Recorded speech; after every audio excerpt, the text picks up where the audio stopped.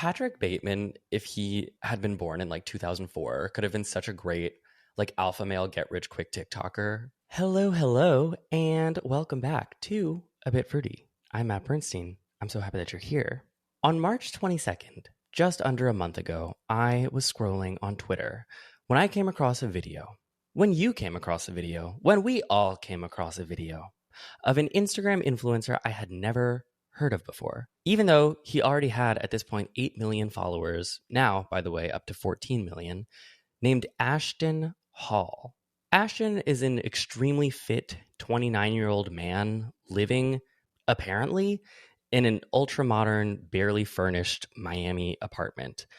The video, which you probably know, was of his alleged morning routine, which begins at a crisp 3:54 a.m. Minute by minute, he chronicles his many morning tasks. I mean, kind of. It's like unclear how, like, why you need 5 hours to do exactly what he's doing here, but not the point. He does push-ups on the balcony of his apartment. He drinks many bottles of Saratoga water, meditates for a few minutes, journals briefly, watches some church preacher Instagram reels, inexplicably dunks his head in a bowl of ice water handed to him by the hands of a woman who is otherwise disembodied. She'd also later hand him food, to which he says thank you without looking up from his computer to acknowledge her. He eats a banana and then rubs the peel on his face, some sort of biohacky skincare. He hops on a Zoom call and, in what is the only time in this morning routine video that we hear his voice, says, quote, "So looking at it, bro, we got to go ahead and get in at least 10,000. Unclear as to what we're talking about there. Ashton Hall's Instagram bio touts, you can reinvent your life in 1 year. And his website offers personal training programs that range in price from $3,300 to $8,250 a year. When Ashton Hall's morning routine went viral, it was basically entirely because of people dunking on him for how ridiculous it was. And Ashton quickly leaned into the joke, amping up the amount of Saratoga ice water head dunks in his content, which continued to explode in popularity. He's gained 6 million Instagram followers in the last month. But I saw this and I was like immediately transfixed and sad for reasons I couldn't yet describe. Not for Ashton, he's fine. He's a little bit of a troll, a little bit of a scammer, and the banana peel, for what it's worth, seems to be doing his skin good. But I felt sad for the consumers of this type of content, mainly young men. And I say this type because people will quickly point out that Ashton's content is engagement bait, meant to be as absurd as possible.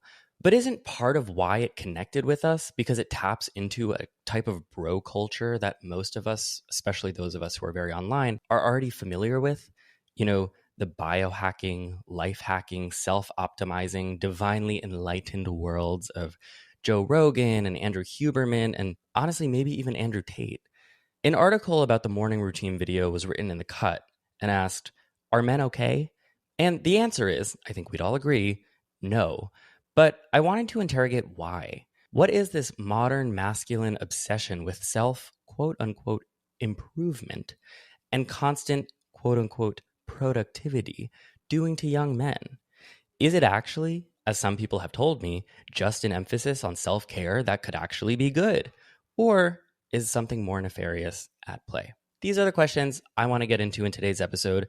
And to help me do that, I plucked one out, a straight heterosexual man, because the last time I did an episode about young men with Taylor Lorenz, a lot of people were very angry with me that neither of us were a straight man. And so today I have Ryan Broderick, who is the writer of the Webby award-winning newsletter Garbage Day, host of the Panic World podcast, covers tech, politics, the internet. Ryan, welcome to A Bit Fruity, and thank you for helping me hit my DEI quota for straight guys on this podcast. Happy to be here. I will definitely pretend like I know things about masculinity. Happy to be the expert here, I guess. Well, I mean, one of us has to. Yep, I'm a very strong, powerful, masculine man. Happy to be here. Before we get into today's episode, if you would like more of the show or to support the show, we are on Patreon. I have a new bonus episode that's about to come out on Patreon about Ariel Scarcella, the right-wing lesbian YouTuber who was formative to LGBTQ YouTube in the early days and has since gone on a MAGA pivot. I'm doing that with Kat Tenbarge. That'll be up shortly. And if you would like to hang out live, coming up very soon, less than a month, I am doing a bunch of live shows let me get my notes up, because last time I said I had a show in Boston, and a lot of people asked me where the link was to tickets for the Boston show. And in fact, there is no Boston show. I have shows coming up in Toronto, Chicago, Philly, Brooklyn, Seattle, LA, San Francisco, and Portland. If you would like to come to any of those, the link for tickets will also be in the episode description. Okay, Ryan. Yes. When you first came across Ashton Hall's video, what goes through your mind? I was like, wow, our morning routines are identical. That's so exciting. Yes. And so are your apartments, judging by the background. Yes, I have a very empty Miami apartment that I'm currently podcasting from. No, I didn't totally clock that this was crazy, only because I've seen so many men make these kinds of videos. So for me, it was sort of just like a checklist of all the tropes, like waking up before 4, doing like weird product placement stuff. There's like a religious undertone. Like all the guys on Instagram are doing these kinds of videos, but I feel like this guy hit every single one so precisely that obviously like it kind of blew up. I've teased out some ideas that I have about this and sort of the darker side of it. And a lot of people will be like, this guy's obviously a troll, da da da da. And it doesn't really matter, like I said, because he's tapping into a culture that is very real and full of people who are not trolls. But for what it's worth, just to speculate, just to start off, do you think he is a troll? Absolutely not. No way. Like I went through all of his videos. If he's a troll, he's like deeply unwell because he's been at this for a very long time. I mean, he does videos where he talks about all this stuff and it's very genuine. The production quality alone, like there's videos of him like racing a car and stuff. Like he also is a physical trainer, I believe, or like is in that world to some capacity. So like most things on Instagram, I think this is just an ad. Like most influencers now, I think, are just making like mildly pornographic clips to advertise some other kind of service, and which I would put this as being part of that. So you think that the sort of trolling was like a retroactive, like, oh, I can lean into this because people think it's funny, so I can lean into it being funny? Yeah, I would say so. I mean, he's clearly trying to like deal with the attention, and he's trying to figure out like what that attention means. Because, anybody who makes their living on a meta product, and I've heard this a lot from Facebook creators who like, that is the worst kind of creator you could be because like Facebook hates you. They're always trying to figure out how genuine they're supposed to be. Like, the people who make gross food videos, they used to say this stuff where it's like, well, it's a joke. And it's like, well, is it a joke? Because you do it all day long, all the time. So I think he's just kind of trying to rationalize what has just happened to him in the most recent videos he's put out. I have to say, like, I did have this immediate reaction to this video where it was like, I felt like the hairs on the back of my neck were standing up. And again, like, I didn't really know why that was at the time. And I've basically spent the last 3 weeks trying to hone in on what that was, which brings us to where we are today. I mean, I think the most explicitly chilling detail of this video is this like disembodied woman who's handing him things. Oh, yeah. Yeah. His use of like a woman as a prop, I think, is a little better than the other guys I've seen. Like there's like one guy that like makes a woman like bow to him consistently in his videos, but there is always this kind of idea of a superfluous woman in these videos, because I think the best way to think about this entire world, and possibly like I don't want to say men's rights stuff because I don't think this is that, but sort of like hyper masculine internet content I think of it as a form of pornography. It is aspirational. It is like, you can have this life and I can promise you this life. And part of the life that they're promising is not just that you're a giant muscle man action figure, but that you also just like have like a beautiful woman slave that like lives in your house and like doesn't speak. Like that, it's all reinforcing those ideas. So it is always really funny when you just like see this woman's hand reach out of frame, because it's clearly part of it. You wrote a piece about this video, which is why I actually reached out to you initially, because I thought it was a really good piece. You said in that piece that you think this type of content is pornographic. And you also put like the trad wife content, which we talked about a lot on this podcast, in that, I think, category as well. Yeah. I mean, actually, it's part of a larger theory I've had for several years now that like essentially all online video content becomes pornography if you like optimize it enough. Like in the same way that like everyone is like combining like brother and stepsister stuff and like a dishwasher and like random costumes. Like if you spend time at like the bottom barrel of digital video, It's trying to provoke a reaction, typically a physical one from you. And it does so by combining tropes. So like if you go back through Ashton Hall's previous videos, you can like watch him in real time figure out the formula for the video that went viral last month. Like he's realizing like, okay, I use Saratoga, I don't use Pellegrino, or I use a banana peel, but I don't eat the banana. And this is just sort of a symptom of the way platforms force people to make content for them. You know, a TikToker is doing the same math in their head. They're going like, okay, this input creates that output, creates this engagement. But then, you know, there's also like the broader social and political dimensions to this where, like I said, he's promising a lifestyle. And if you look in his bio, I think it's still in there where it's like you can like take classes with him to like learn how to be him. Yes, they all sell courses. They love courses. They love courses. They love books on Gumroad and all that crap. And so it's all, I mean, it is the exact same funnel as an OnlyFans model. It's the exact same funnel as like a crypto influencer. It's all the same stuff. And they're doing the same kind of production and the same kind of thinking about it. I have a crypto influencer who we're going to talk about, but not yet. Cool. So, okay, I had so many reactions to this video and I'm trying to keep it focused, but my actual primary initial reaction before I even got to the dark stuff was like, I was born in 1998. And when I was growing up in the 2000s, like this was metrosexual behavior, which is not a word that we use anymore. Right. Not really. It was a word that plagued me growing up because it was metrosexual, for those of you very young among us, was basically, it referred to a straight man who took care of himself, basically. Yes, that's pretty much it. Any level of hygiene. You gave a shit. Yeah, exactly. It was like, and it was pejorative. Well, or at least that was my experience growing up, was like if you were called like metros, like I love my mom and I know she listens to these sometimes, but I remember one time I was like, I don't know, I picked out like a pair of shoes at DSW or something and she was like, those are a little metro. And I was like, sure. I was like, what? Because they're red. I was born in 1989, so when metrosexual stuff hit, I was like just becoming a teenager. And I do remember, a Today Show segment that was like playing when I was getting ready for school. And I believe it was the cast of the first version of Queer Eye for the Straight Guy. And I think that there was like a whole segment where they were like teaching men how to like find out if their pants fit and like how to like wear shoes, like basic shit like that. It was not pejorative. It was more like, actually, you know what it was? This is coming back to me now. It was part of the larger like early 2000s pickup artist movement.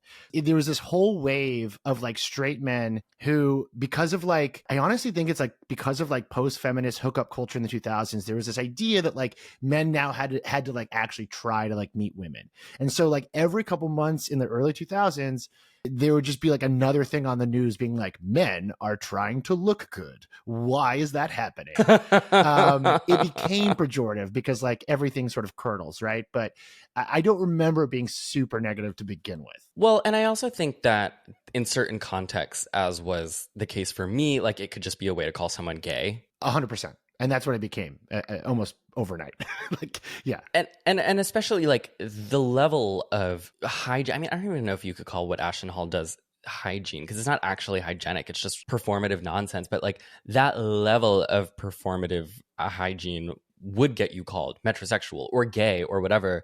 And I was watching this and I was like, wait, this is now being sold and packaged as like alpha male behavior. That was such a signal to me that like there is a broad shift. And even though this is like a caricature of it, like something has changed and I need to understand it. Oh, I think the key difference is like this is not to get women. And like it's explicitly not to get women. Like if you're going to compare it to like metrosexuality as like a fashion movement in the 2000s, like that was explicitly to like attract women and to like look better.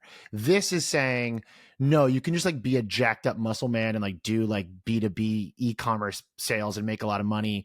And like women will have to come to you. And I think that is the sort of darker shift here. And like, I will say, like, I don't think he talks much about women, which is also interesting, but like there is not an expectation that you are bettering yourself for other people. You're bettering yourself for yourself, and then other people gravitate towards you. That's what all these men's right guys sort of talk about. 100%. 100%. And even though, as you mentioned, like he doesn't necessarily talk that much about, like he doesn't do this like Andrew Tate style, like, No. and women are subservient. He has little ways of showing that's basically how he thinks about women. Again, this is a later part of my outline, but I do think this feeds into basically the same place. That's maybe my big claim. Yeah, I think it attracts the same kind of viewers too. I'd be curious, like what Ashton Hall's like demographics look like on his Instagram page or whatever. Like I'm fascinated, like who his audience is. But let's assume it's young men. I mean, I don't know who else would be watching it. So let's assume it's young men. Like, yeah, he is definitely tapping into the same vein that Andrew Tate tapped into early, before like Andrew Tate went full. Like, you know, Andrew Tate was always bad, but he's like out of control now. But like, you know, it's the same kind of strategy. Kind of positioning yourself as a king. Yeah, I would say so. I am the king of this empty apartment block in Miami. That's what you're promising. Who among us does not have similar aspirations? I think it's just so fascinating that like influencers have completely empty apartments. It's like a thing that I've noticed on TikTok, and I'm mesmerized by this like grim, empty McMansion thing that they're all like doing dances in. It's very dark, actually. It is. And it's like, I now am old enough to have been online for like several iterations of famous A-list internet celebrities. And I remember in the mid 2000s, especially among beauty gurus, because that's what I was really paying attention to at the time. Sure. They all had white homes. Yeah. It's very like the, you know, like James Charles apartment, or like the Dolan twin. Like they all had these beautiful, like white marble, void of personality homes. But it's reached like a fever pitch, I think, with this new crop of internet celebrities, where it literally does, like, they live in like furnitureless, like steel boxes. My original theory was that like they're leasing like really nice apartments that they can't actually afford to furnish based on an influencer salary. Totally. Which might still be true, but now I'm also wondering if it's just like a filming strategy. So it's like you just never furnish your apartment so you don't have to clean it, so you can like shoot videos all over. I mean, I talk a lot on this podcast about how easy it is relatively to feign wealth, especially on like Instagram or TikTok. Like you can just film a TikTok in a hotel lobby or a hotel room. You can go to a car dealership or a car show and like take photos with the Maserati. It doesn't mean you own any of these things, which I just think is really funny, but we'll get into all of that. The other thing I kind of just wanted to nip in the bud while we're still on the Ashton Hall video, because like in so many of my podcast episodes, we're going to do kind of a reverse funnel here, where we start with Ashton Hall and then we get to the bigger picture by the end. Sure. Okay. I love a reverse funnel. Oh, it's the best. It's what we learned in high school journalism. It's the best. You know, when I posted about like, hey guys, I have a bad feeling about this type of like self-optimization content, a lot of people were just like, hey, it's not so bad. At least they're washing themselves now, referring to men. And I'm like, yeah, the bar's low. I guess you're right. But also, this is not self-care. I was reading a Reddit thread right before we started recording this morning called "Am I Overreacting? My Husband Keeps Pooping His Pants." And so I do think it's important to point out that like that's the world that we're in right now. Is that like there are adult men walking this earth who think it's totally fine to just like sit on the couch and poop themselves. So I can't say it's bad that like there are people out there being like, hey, you should like wake up at 4 a.m. to work out and clean yourself. But yes, I agree. There is a darkness here. To me, it's like the aesthetic of self-care. You know, we're doing our skincare, we're working out, but it's the aesthetic of self-care to mask what is ultimately just another version of like male competition, this time over productivity. I would even be hesitant to call this self-care. This is not peaceful or like reaffirming. This is not like centering. He's doing weird shit that he saw in other people's videos. I don't find this very genuine in any way. I think he was like a former football player too. So he's like a former football player that's like transitioned into some sort of like personal fitness guy.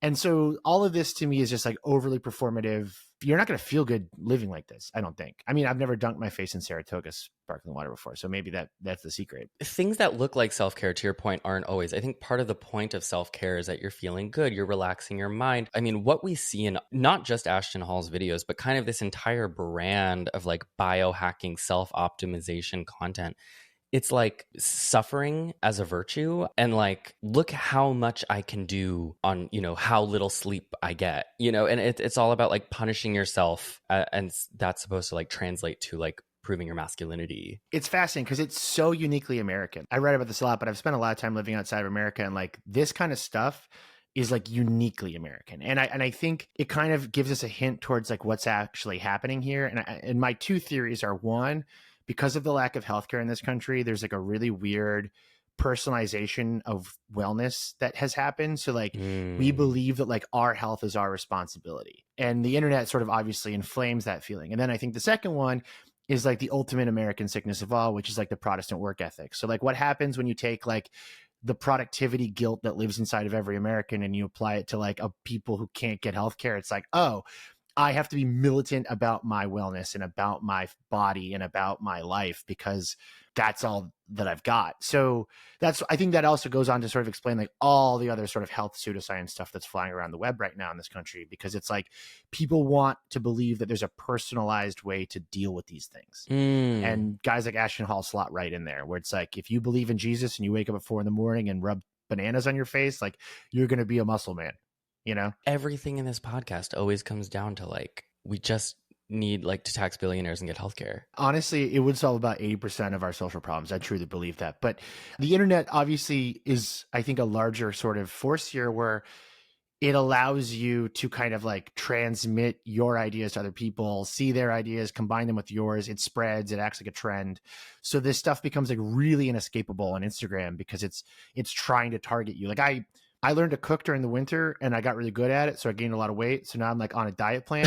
Okay. And now my YouTube, not to humble brag, but then my YouTube and my Instagram have totally turned against me and are now just like trying to give me an eating disorder because like it's looking for those kinds of signals. So like I Google something about like protein shakes or something, and then my YouTube just becomes a nightmare. And that's just the way the internet is constructed right now. I wonder if I did a study where it's like you make an account with zero search history and you just start searching like protein shakes. Like how quickly does that get you to Andrew Tate? So I did an experiment with that on Facebook like about 10 years ago, and I got yelled at by Facebook for writing about it. But basically I did make a new account and just started liking pages to like see where it would take me. And it took about a week to get from liking the RNC's page to Alex Jones being like actively recommended in my newsfeed. Like Sandy Hook shooting was fake. Yeah, exactly. All that stuff. I don't think much has changed in that way, except maybe it's actually gotten faster because TikTok sort of created the world where what you watch immediately changes your newsfeed. Like newsfeeds didn't change immediately before TikTok. And now Instagram has sort of like copied that feature from TikTok. So like you look at one dog video on Instagram, you open your Instagram again, it's all dog videos. And that is new. So I'm thinking that this effect is much more pronounced than it was 10 years ago.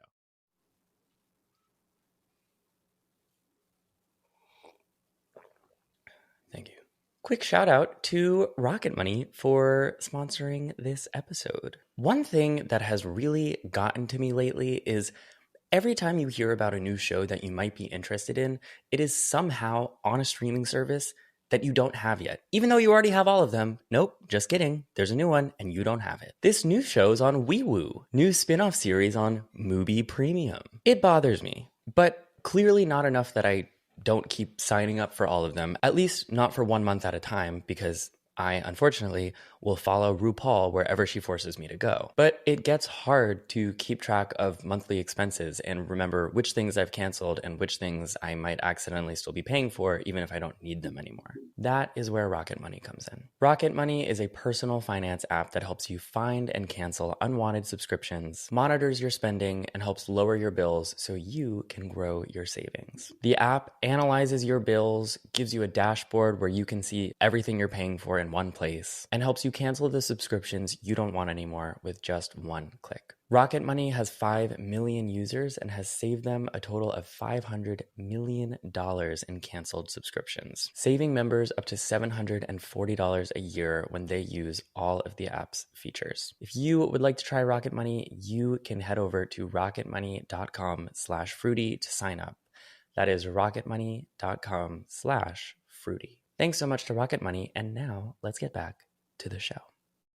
So another one of my immediate reactions to the Ashton Hall video was that it reminded me of the Patrick Bateman morning routine. Are you familiar with The American Psycho? Yes, I am familiar with American Psycho, and I would agree. It's very similar. I don't think Ashton Hall kills women, but other than that, it's pretty much he's got it down. I think American Psycho guy is kind of cooler about it. I think Patrick Bateman's kind of doing a cooler job, but yeah, very similar. So obviously, American Psycho, movie about a psychopathic serial killer played by Christian Bale. I rewatched his morning routine. There's a sort of an opening scene where Patrick Bateman, the protagonist, gives his morning routine, and it's like Patrick Bateman, if he had been born in like 2004, could have been such a great like alpha male get rich quick TikToker. I saw this really funny, I think it was a tweet or something that was like, if Patrick Bateman was Gen Z, he would be like a girl on TikTok. And it would be the exact same monologue. Yes. He would be like like not a trad wife, but like a dime square fashy girly doing like a weird morning routine thing. Yeah. I copy and pasted the morning routine monologue into the doc. Do you want to do your best Patrick Bateman impression? I've waited my entire life for someone to ask me to do this. Thank you very much. This is what you get when you invite a straight white guy on your podcast. I'm going to do the Patrick Bateman morning routine monologue. Here we go. I actually invited you here as a humiliation ritual. No, that's fine. That's great. This is exactly my thing. My name is Patrick Bateman. I'm 27 years old.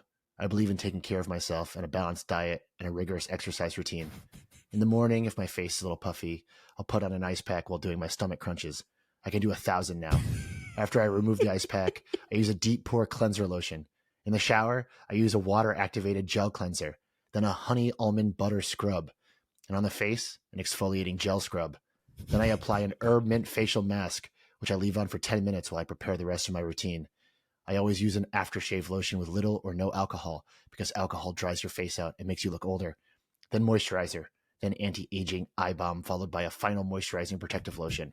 There's an idea of a Patrick Bateman, some kind of abstraction, but there is no real me. Only an entity, something illusory. And though I can hide my cold gaze and you can shake my hand and feel flesh gripping yours and maybe even sense our lifestyles are probably comparable, I am simply not there. I actually believe that you've been waiting your life to do that. Thank you. Yeah. Like it's giving like you say that before bed every night.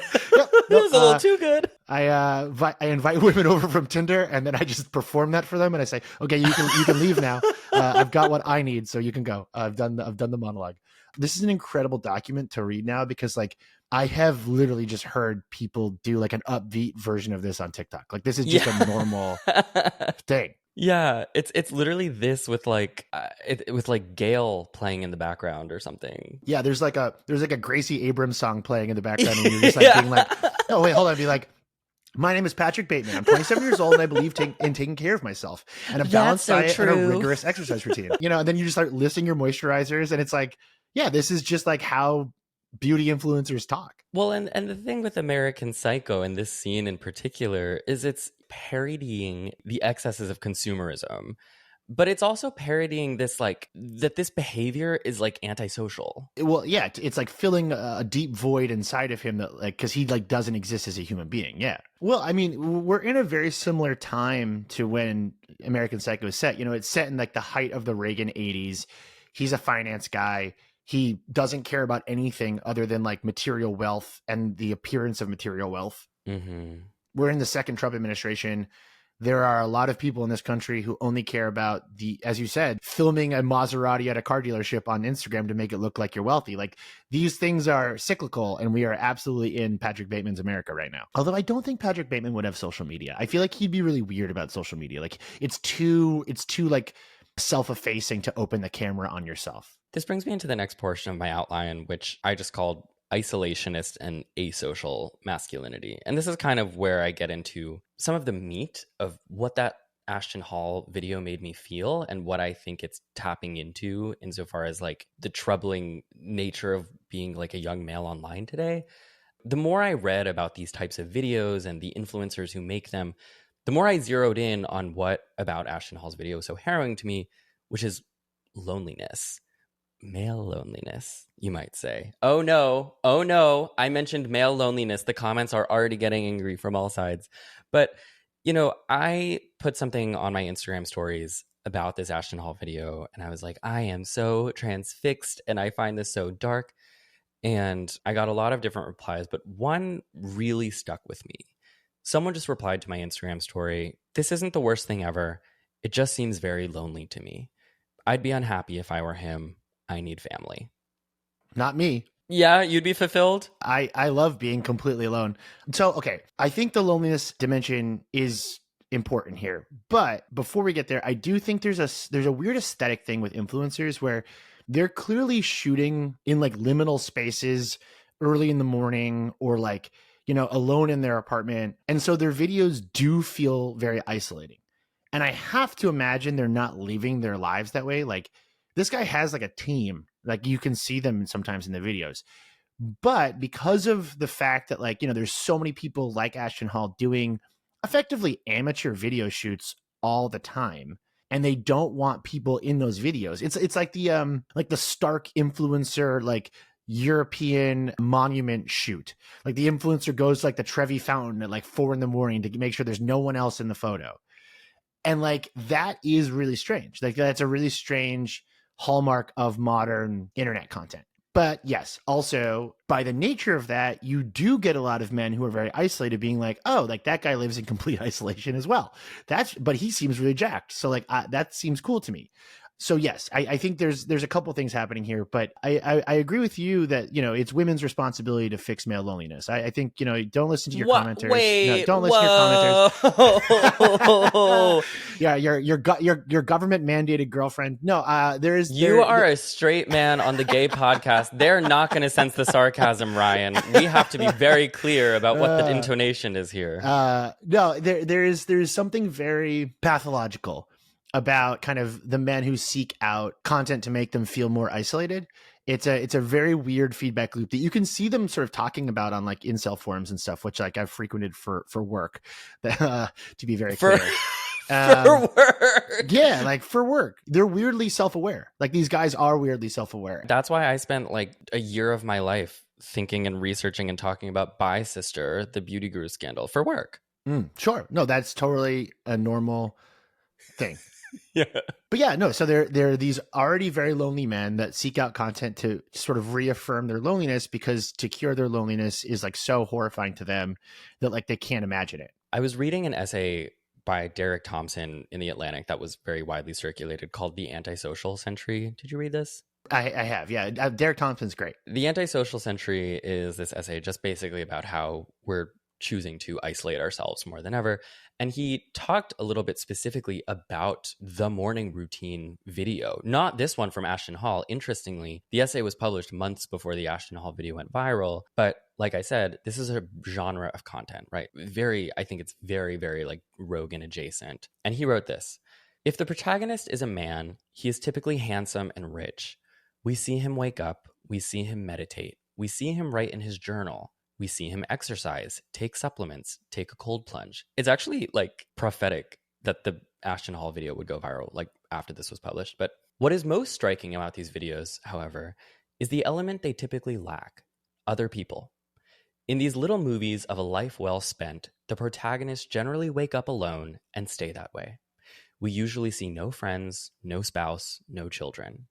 These videos are advertisements for a luxurious form of modern monasticism that treats the presence of other people as, at best, an unwelcome distraction and, at worst, an unhealthy indulgence that is ideally avoided, like porn, perhaps, or Pop-Tarts.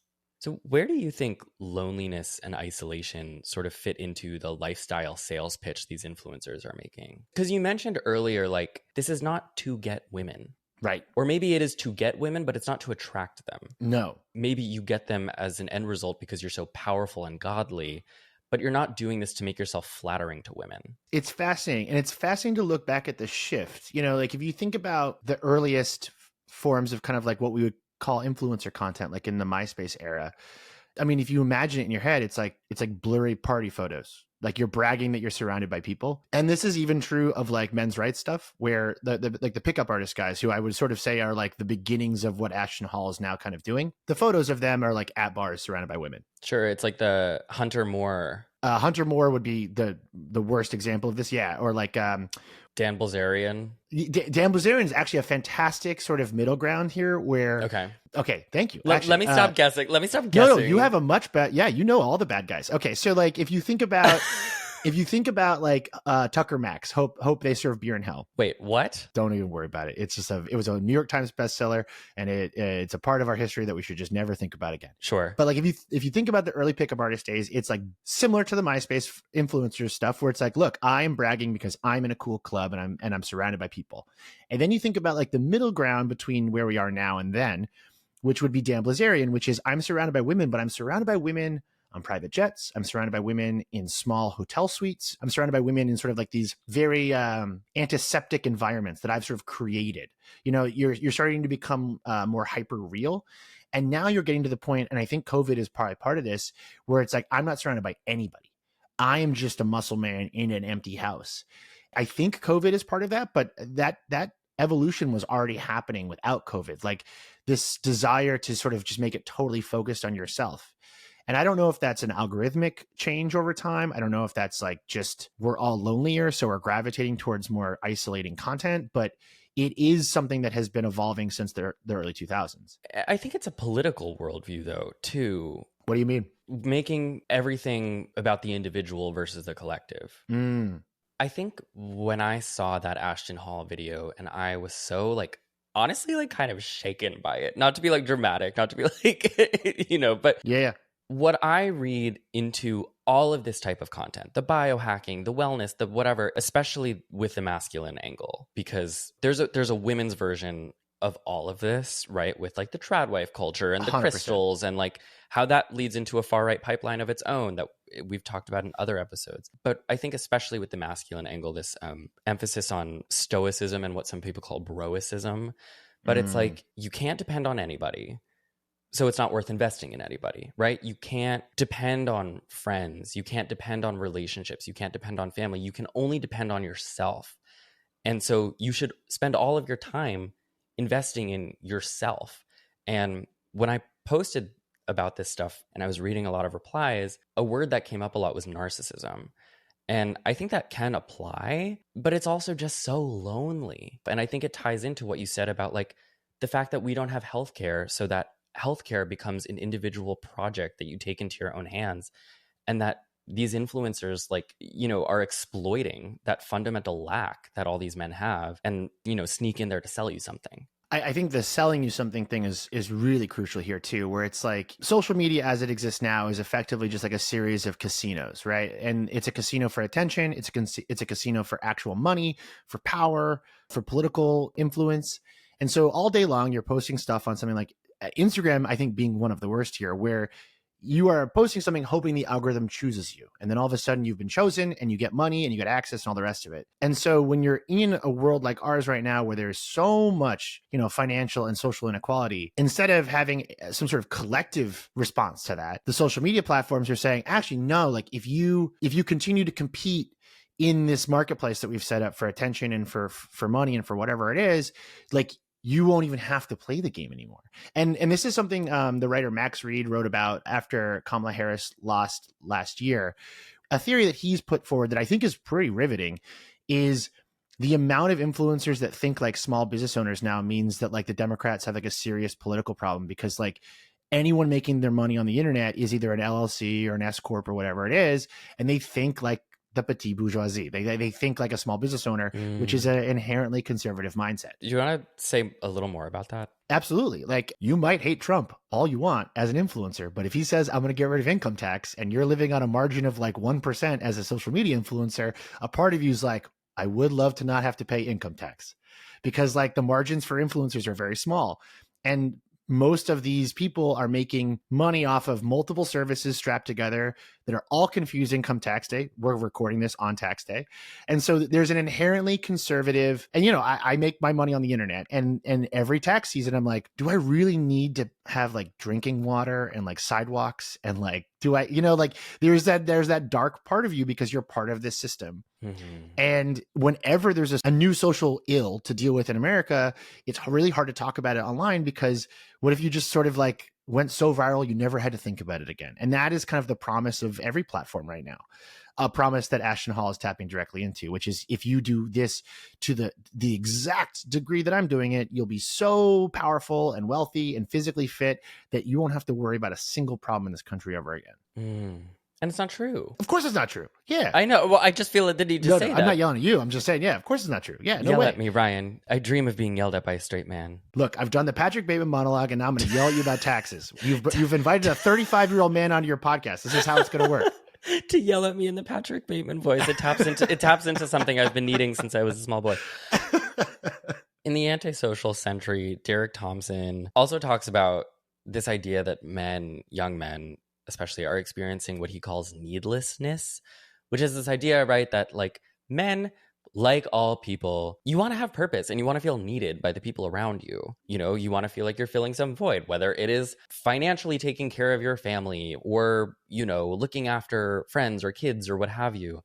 Which, by the way, I'm sympathetic to the idea of needlessness and wanting to be needed, right? We all want a purpose, regardless of gender, regardless of sexuality. I know that me personally, like, I find weirdly a lot of purpose in being a queer person in like a very homophobic time in American politics, right? I find purpose in a lot of things. I find purpose in, obviously, on a personal level, I find purpose in my relationships, in my family, in my interests in like pop culture and politics, which I indulge greatly and have, you know, created a work around.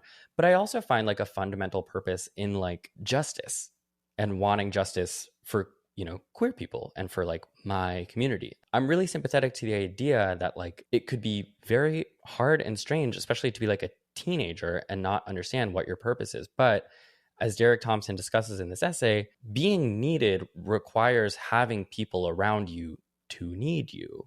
And he wrote, "But building these bridges to community takes energy, and today's young men do not seem to be constructing these relationships in the same way they used to. In place of neededness, despair is creeping in." And I feel like that ties into this type of like self-optimization content too, because it's like, well, screw all that neededness, screw all the relationships and community building. Let's just make it all about you. And like you said, Ryan, like optimize your health and your wellness and your aesthetic and your everything to a place where like none of it ever has to matter again. It's like trying to escape the mortifying ordeal of being perceived, as Tumblr would say. Yeah. So wow, the Tumblr deep cut. Yeah, no, but that's it. Like my podcast Panic World is doing an episode this week about the show Adolescence. So we're talking about kind of similar topics. And in that episode, I was talking about how, you know, my dad is 40 years older than me. So when I grew up, like as a little boy, like learning what being a man would be eventually, some of that stuff was good. And some of that stuff was 40 years out of date for like a world that no longer existed by the time that I was 18 or 19. And a lot of the early men's rights stuff I was covering and reporting on in the early 2010s was focusing on that, which was like the world that the boomer men had promised the millennial men was gone. So what do we do? And a normal, not psychotic person would be like, well, I guess I have to adapt. But it's much more seductive and it's much easier to listen to a bunch of like violent men on the internet say, actually, no, they have to return what we were promised. That is a through line that goes all the way to Andrew Tate now. You know, it goes all the way to Donald Trump. It is the easy way out, because the much harder question is, okay, like I'm in a world where the things that I was told would be needed of me don't exist. I've never considered a world where like my partner wouldn't work. One, I can't afford that. And two, like that just seems really boring for everybody. And so, you know, you have to figure out like what need looks like. And if you don't want to do that, which is hard work and scary and requires, you know, some real introspection, you can just pretend like that's never going to be a problem. And you try to escape the game, I guess, the system. You're a straight man. What did you do about loneliness and needlessness? This is why I had you on. So ChatGPT has custom instructions now. I loaded in. Okay, well, so I think my point of view is a little unique here, where I spent the last 10 years living in some form or another outside of America. I lived for 4 years in London, came back for a year during COVID, then spent another 4 years living in Brazil. So I've traveled a lot. And my friendships are like wide, you know, like they're not like, I've never really been in an experience where I could like walk down the street and like see a neighbor, you know. I'm beginning to get that now, being back in New York. And I will say, like, I'm in the process of building my relationships back up, because I've been here since August, and I want that experience finally as someone who can like pop down the street and like see a friend, you know, like sure. I want that. And I will say it is extremely daunting as a 35-year-old man, because like there isn't really like a roadmap for like how to not be like how do I say this? There's like not a roadmap for like how to not be weird as an adult man being like, do you want to be my friend? Like that is just, it is a complicated issue. And I to put it very simply, I have just been asking people to do stuff and just be like, hey, do you want to hang out? And like building those relationships, which is mortifying, but you have to do it because like, if not, you go crazy. And like being lonely is bad. Yeah, I think it just takes work. It takes work that is sometimes embarrassing, which is, I think, what life effectively is.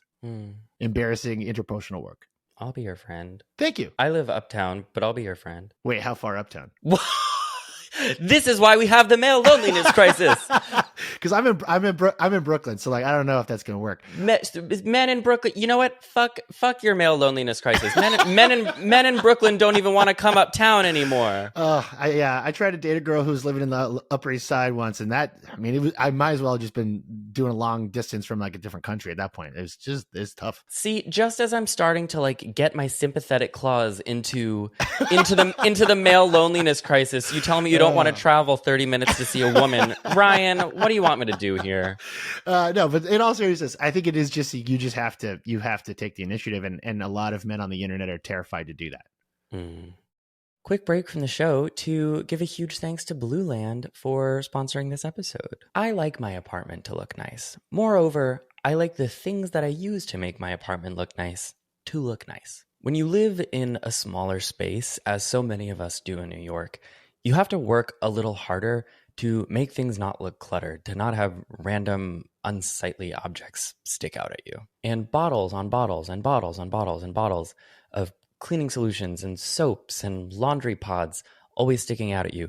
Not always the chicest. Blue Land is a line of sustainable home cleaning products on a mission to eliminate single-use plastic by reinventing home cleaning essentials that are better for you and the planet with the same powerful clean that you're used to. Blue Land is better for the planet, and it is also, I know this is less important, but easier on the eyes. All you do is buy one of their Forever bottles, beautifully and functionally designed, fill it with water, and pop in a tablet for whatever product you need, whether that's mirror cleaner or bathroom cleaner or hand soap, whatever you can imagine, they have it. And you're set. And when you run out, instead of running to the store and buying more bottles of the same product, you just fill your Forever bottle with water again, pop in a refill tablet, which those start at $2.25, and you're set once again. If you would like to try Blue Land, you can head over to blueland.com/fruity for 15% off your first order. That is blueland.com/fruity.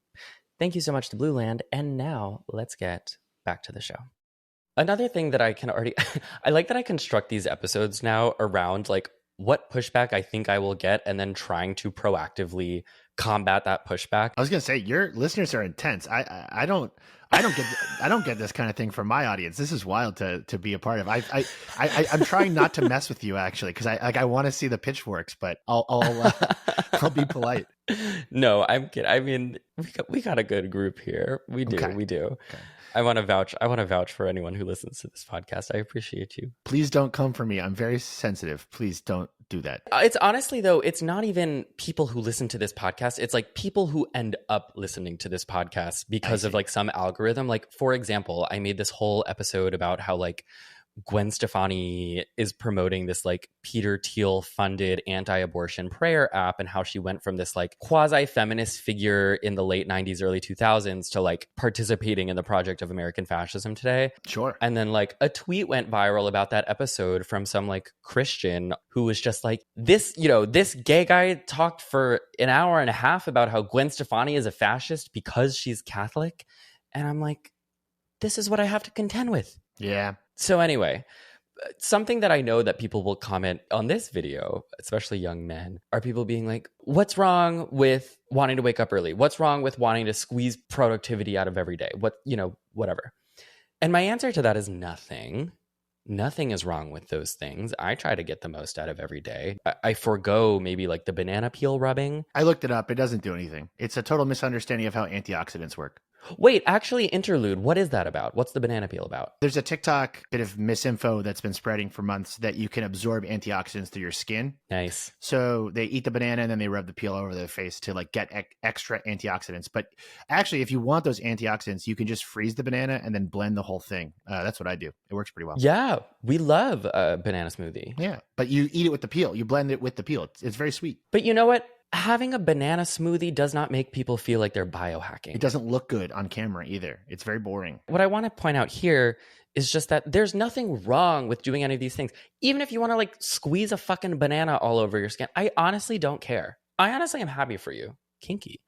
But the problem comes in with the framing, I think, of a lot of this type of content and the people who disseminate it. And one term that you'll see come up a lot with regard to the framing is high value man. Mm. Are you familiar with the high value man? HVM, baby. Yep. Do you identify as a high value man? Absolutely not. Okay.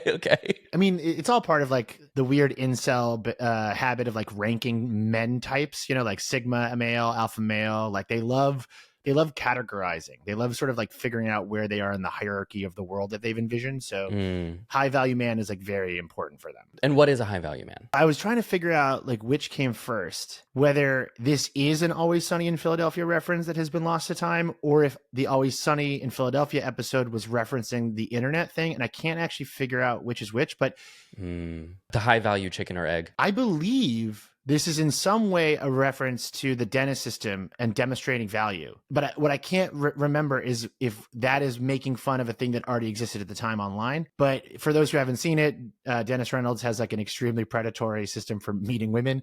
And the number one on the list is demonstrating value.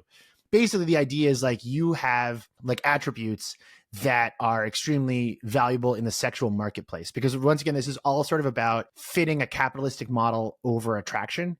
Like ultimately, that is still the rubric that these guys are using, even if they've sort of lost interest with women, which is very funny. So if you're a high value man, you are a man who is rich, you are powerful, you are stoic, you don't care about life because you've won life. It's that idea. And if you're a low value man, you have friendships and relationships with people and are a beta cuck, essentially. Cuck. Yeah. Cuck.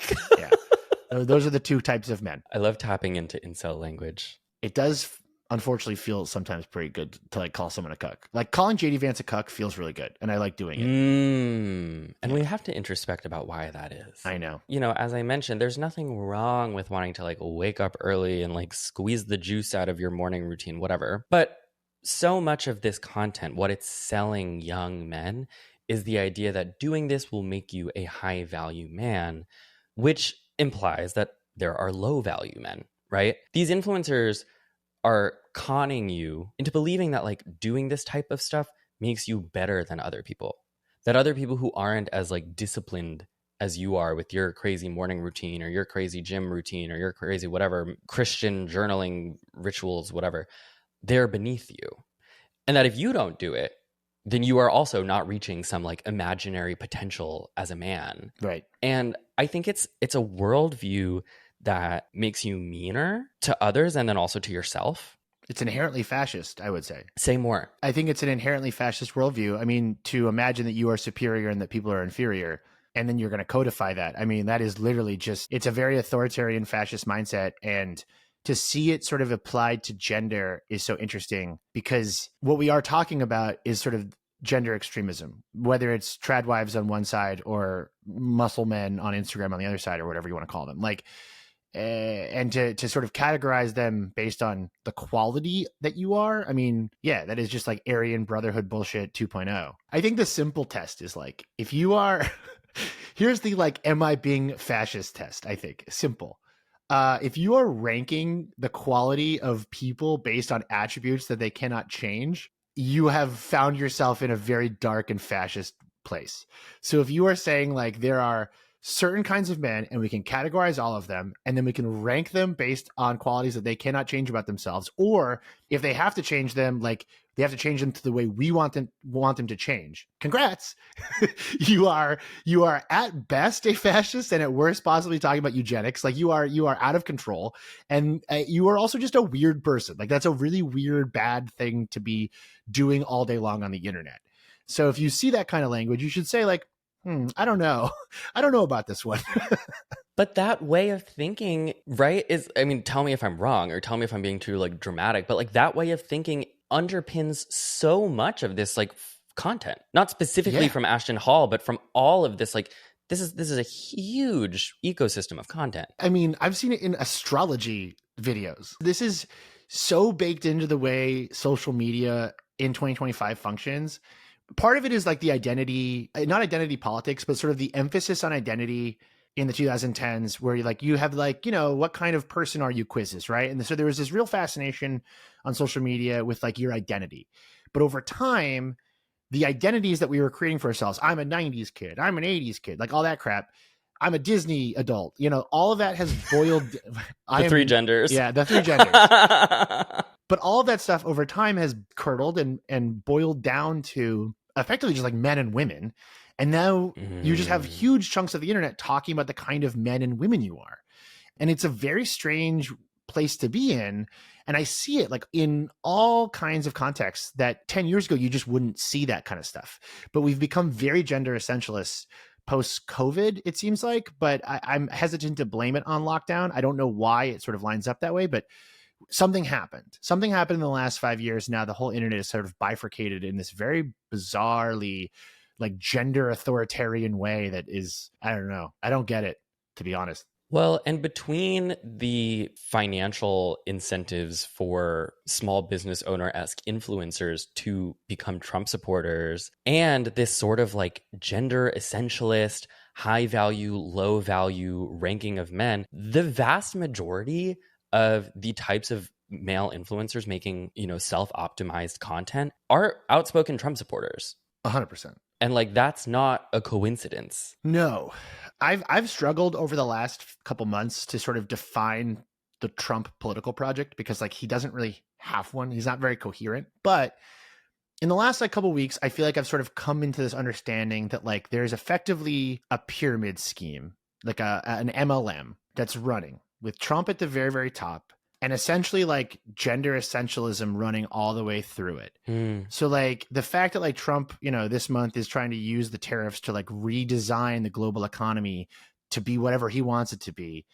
And the idea that you can like invest in his meme coin to like support him, and like you can like apply for this course to learn how to be strong and masculine. Like it's like we've taken gender and turned it into this like socio-political pyramid scheme that is so everywhere, so ubiquitous. And Trump is at the top of it effectively, which is so weird because he's like he's masculine for a certain kind of generation, I suppose. But like the man looks like he wears a diaper. Like, he's not.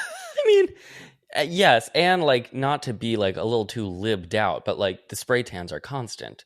We have gotten to crypto. We've gotten to meme coins, and I have another video for you. Cool. This is another video that popped up for me on Twitter that also completely stopped me in my tracks. I honestly wasn't even giggling. I was just disturbed. So I'm going to play it. I really am so dramatic, but like this type of stuff gets me. I'm like, I know young straight men don't want or need my sympathy or concern, but while I was never, a young straight man, I was a young closeted man trying to be a man. And that was painful. Yeah. That was hard. I bet. Yeah. Not just because I was in the closet, but because like I was dealing with all the things that these other boys were dealing with. Like we all just wanted to be real men. Right. And when I see these like con artist influencers exploiting that insecurity and that despair, as someone who now feels pretty firmly on the other side of that struggle as like an out and proud, 26-year-old queer person who's like found my own purpose, right? Generally speaking, I just get like, I get scared for these boys when I see these types of videos. So here is the video. Or USD? Gold. Dogecoin or Euro? Dogecoin. Stocks or crypto? Crypto. Argentina or USA? Argentina. English or Spanish? Spanish. Trump or Kamala? Trump. Trump or Melee? Trump. Bali or Thailand? Thailand. Agree. AI or personal brand? AI. AI, personal brand. Email or SMS? Telegram. Really? Absolutely, bro. Telegram. You think your Telegram channel is more valuable than your email? 100%. Wow. Remote work or in person? In person. In person. Interesting. YouTube or Instagram? YouTube. Messi or Ronaldo? Messi. Rolex or Patek? Rolex. Rolex or Richard Mille? Rolex. King Solomon or Leonardo da Vinci? King Solomon. Wisdom or wealth? Wisdom. Messi or Maradona? Messi. 100%. Yo, that's so fucking tight, bro. That's so sick. King Solomon's so drippy, bro. God, Jesus. Patek or Rolex, bro? Oh my God. Listen, I am arguably self-aware enough to know that I'm saying this in front of like a mic that I bought myself and a camera that I bought myself to make a podcast that I make myself. But like, we need to do something about the microphone epidemic. I know. We gotta take them away from these guys. Who are these like 20-year-olds talking about like which brand of luxury watch is better and like wealth or wisdom and like wow, I gotta stop. Matthew, bring it down. Temperature's boiling. I feel like I've written about this guy before. Oh yes, should I talk a little about who this is? I think you should, absolutely. The guy answering the questions here is Luke Belmar. He's actually an immigrant from Argentina, which is interesting. He lives in the US though, I believe.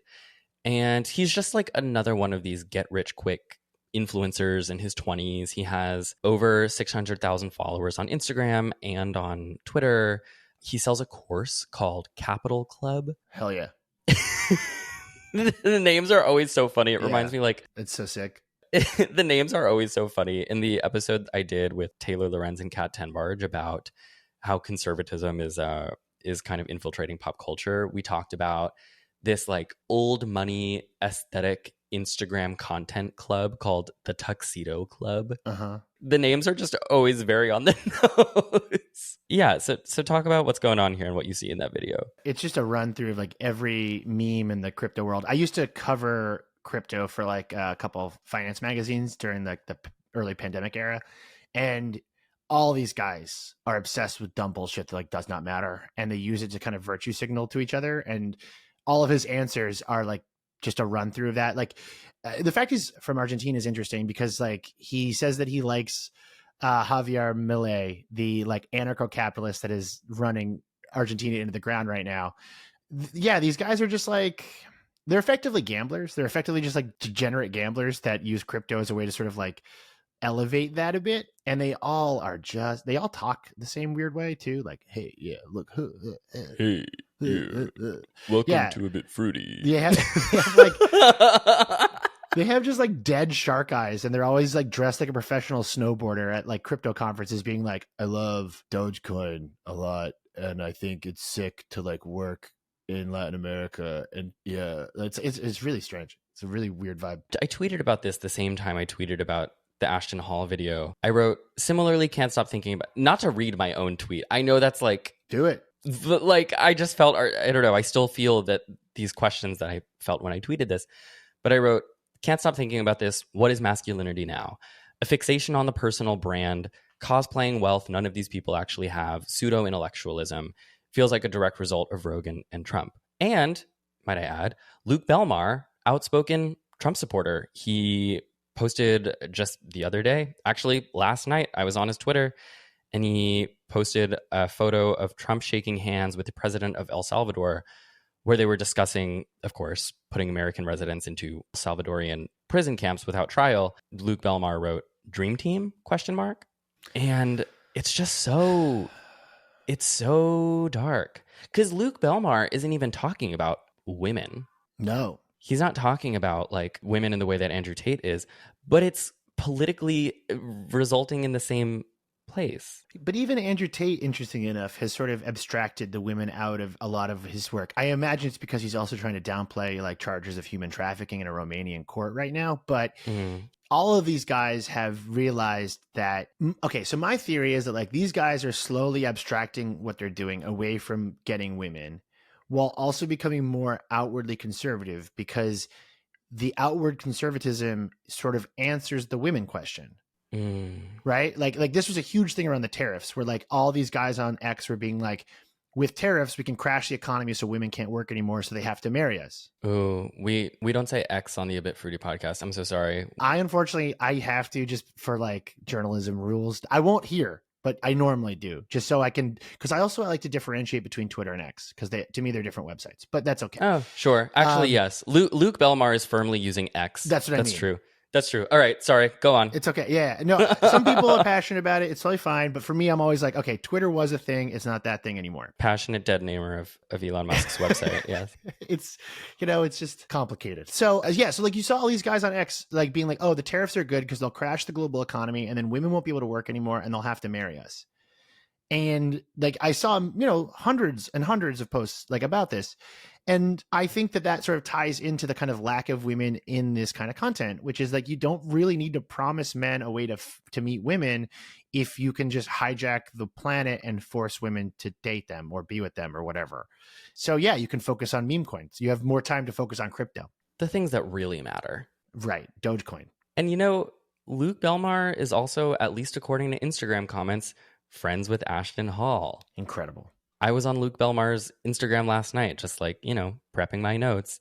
And on his Instagram video from a week ago, Ashton Hall has the top comment with the goat emoji. So small world, I guess. What a twist. What an excellent twist in this whole thing, I love narrative. Yeah, no, that's good. That's really good. Oh, thank you. So yeah, the next part of my outline that I had was I just called These Guys' Sneaky Place in the Manosphere, which is something we've been tapping into throughout the episode. We talk a lot on this podcast about the manosphere, which people usually associate with people like Andrew Tate and this like naked hatred for women and queer people for what it's worth. I think I just want to make the case that like the Ashton Halls and Luke Belmars of the world feed, like I said, directly into the same belief system of Andrew Tate and, Donald Trump.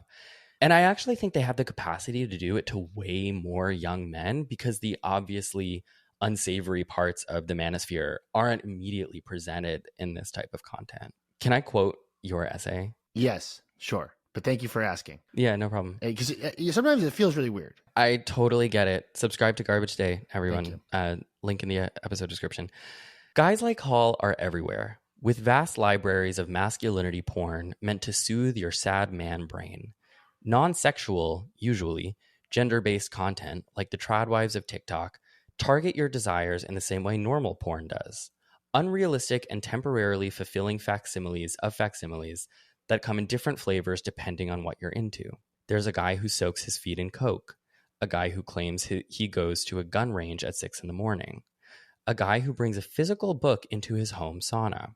I watched that one, by the way. The book's going to get damp, right? Like that's what would happen in a sauna. I actually tried to read a book in a sauna once because I was feeling like really, it was like a leftist political book, but I was feeling really well. Sure. By the way, not to cut up this essay quote, but what happens when you try to read a book in a sauna, the book does not get damp like on its own, but your sweat drips on it. You get damp. I see. Okay, yeah. You get damp and your sweat drips on it. And so the ink started like dribbling down the page because my sweat was dripping on it. Incredible. I'm so sorry, Naomi Klein.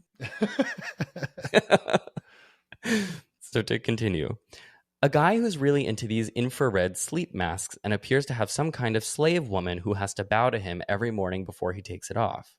A guy who does the face dunk with San Pellegrino rather than Saratoga. An infinitely expanding universe of muscle men who want to convince you that everything in your life can be fixed if you start waking up at 4 a.m. to journal, buy those puffy running shoes, live in a barely furnished Miami penthouse, have no real connections in your life, especially with women, and, of course, as Hall tells his followers often on Instagram, buy their course or ebook or seminar or whatever to learn the real secrets to success. And then I want to tack on a quote here from Sarah Manavis in The Guardian. Oh, she's great. Her stuff about Andrew Tate is so good. It's great. She wrote, while many men may be turned off by the overtness of Tate, this doesn't mean they are turned off to a world defined by masculine dominance. Content like this plays into an egocentric male fantasy that glorifies the impossible image of a perfectly sculpted physique and encourages men to hustle and grind to meet an austere, success-obsessed brand of individualism. Like, I made a joke about it in this episode, but I think like a lot of times when you reach this point, you know, in the conversation about this, it's like, okay, well, what do we do? Like, whose responsibility is this? And like, it is to me so obviously just other men's responsibility. Like, that's how this works. Mm-hmm. And the thing that I sort of think about is that like this is sort of a weird world that we're in now, where there aren't a lot of what I would say like cool male role models that are not deranged fascists. Like, this is a weird modern problem. Like, growing up, like, this sounds so lame, and I'm just going to accept that it's lame, and you can say it's lame and it's fine. Sure. But when I grew up, when I was like 13 or 14 years old, 15 years old, learning like what masculinity looked like and felt like, yeah, there were all kinds of like hyper masculine. This was the Bush era. So like, yeah, conservatism was everywhere. In the midst of a conservative administration, you know, I was gravitating towards things like American Idiot dropped by Green Day. And I was like, holy shit. You know, Jon Stewart was like, you know, fighting with Tucker Carlson on Comedy Central. I was like, whoa, okay, cool. Anthony Bourdain, when I was in college, I was like, oh, this is interesting, right? And unfortunately, yeah, they are all straight white guys. This was like peak TV world. But there were famous, outspokenly liberal, and sometimes leftist men in pop culture in the 2000s that I could look at and say, that could be a type of masculinity that I could be. I'm lanky and skinny fat. I could do that. And so in an internet run media environment now, where anyone can be a role model for 10 minutes by accident and just become the most famous person on earth, the main character of the web, you know, for a week, we don't have that anymore. I don't know what a 13-year-old or 14-year-old boy, aside from screaming about Chicken Jockey at the Minecraft movie, would really see. No idea what just came out of your mouth. It doesn't matter. Sure. So basically, like, I don't know what a young boy right now could see in the world and be like, okay, like that could be an alternative to Ashton Hall for me. And maybe they exist and I don't know about them, and that's cool. And if people are listening and you do know that they exist, please let me know. That seems like something that would be good to know. But like, we are inundated by the Ashton Halls and the Andrew Tates, and we don't. I mean, this was the whole argument around like who is the leftist Joe Rogan, which, you know, we're no closer to kind of figuring out, but we need to figure it out. That's what I would say is like, we just have to figure out like alternative role models. Men have to figure it out. Yeah. And yeah, right. Because I have my role models. I have my pop divas, but I don't think you young straight men want them. So that's fine. But find your own. Hey, stranger things have happened. Like, that could be, maybe we just need to get these guys into drag. All of these insane internet men, we just got to get them into RuPaul's Drag Race and just like chill them out. They need to watch music videos on YouTube with a whole group of friends every Friday and just like, then chill out. There's this great video of RuPaul. Actually, this might just be something that RuPaul says a lot, but he's always just like, you know, men, just in the quiet of the night, put on a pair of heels, put on a wig, see what feelings come up, see how it makes you feel. And I honestly think that could be the antidote here. I think that's exactly right. I think literally anything other than what they're currently doing would be better in a lot of ways, because like we're not fixing it currently. I also just want to say on a personal living life advice kind of level, like, I am not that type of person with that type of podcast who's like, you know, Mel Robbins, like, this is how you should go out and live your life to be the happiest version of yourself. Like, I don't think or frankly, anyone has the authority to like tell other people how to live. I do. But well, that's why you guys can all listen to Ryan's podcast. No Panic big deal. World. But I do. I don't have any sadness in my life. I'm good. I'm fine. No, I agree with you. It's complicated. But what I will say on the note of loneliness with regard to this type of content that men are pushing out and that is doing extremely well among young men and shaping the way that they view themselves and their place in the world and their place in having relationships and community, or not having community or relationships at all. The antidote here, to me, is like relinquishing this idea that like you have to do it all by yourself, and that you will prove yourself as a man by like forcing yourself to struggle and finding some imaginary virtue in that by like waking up at whatever time and like pushing yourself however hard at the gym. Like, invest in friendships. Like you said, Ryan, like just text somebody. It's hard. You can go to the gym with other people. You're allowed to do that. If you want to go to men listening to this, if you want to work out, you can work out with other people. It's totally fine. You can do that. No one can stop you from doing that, actually. I I was like brainstorming ideas at like 1 a.m. last night when I was finishing up this outline, and I was like, what should I tell people to do? What should I tell these young men to do? And I have like play a sport ? Which is such a strange piece of advice that I never thought I'd give, but like being social is good. You know, I think actually back to something, I really liked your insight at the beginning about how like what portion of this can just be attributed to the fact that like we don't have healthcare. And so optimizing your body has to become this like individual hacking task that we all like look on Instagram and TikTok and podcasts for like advice about to do like the most creatively, find the thing that nobody else knows about. And it's like, you want healthcare, you want love and community. And those are hard, big things to want to engage with, but we have to just start by like abandoning this idea that we're all in it for ourselves all the time. Because it turns you into Patrick Bateman, unironically. Maybe without the murder, ideally, but you know. I agree. And I think the one-liner I've got here is basically any person on the internet that tells you that one, there's like one simple thing you can do to fix all of your problems, they're lying. And two, if they tell you that simple thing is inside of yourself, 9 times out of 10, it's actually not. It's actually the opposite. They're giving you the easy way out. And it's okay to be uncomfortable, actually. And it's okay to feel cringy and embarrassed. And when you feel those feelings, most often, those are actually good signals. And you should follow those. You should do something that makes you uncomfortable with other people. Okay, wait, that sounds weird, but you know what I mean. You understand what I'm saying. Yes. You understand what I'm saying. Okay. I do.